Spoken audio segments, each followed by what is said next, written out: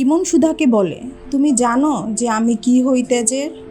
তেজ তখন বলে ওঠে, ও আমার খুব পুরনো বন্ধু।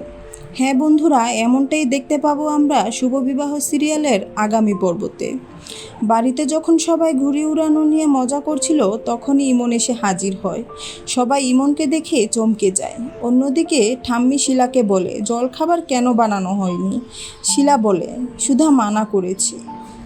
এটা শুনে ঠাম্মি বলে, বাগানে গিয়ে ছেলেদের সাথে ঘুড়ি উড়াচ্ছে। কিন্তু সবাই দেখে সুধা রান্নাঘরে পুজোর সব কিছু সাজিয়ে রেখেছে।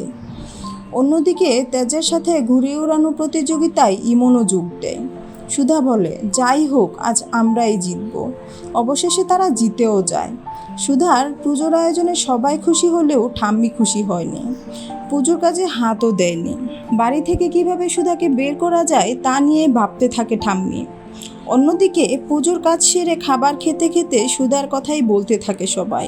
সুধার খুব প্রশংসা করে সবাই, যা ঠাম্মির একদমই ভালো লাগে না। তো বন্ধুরা, সকল সিরিয়ালের সকল আপডেট সবার আগে পেতে আমাদের চ্যানেলটি এক্ষুনি সাবস্ক্রাইব করে পাশে থাকুন। ধন্যবাদ।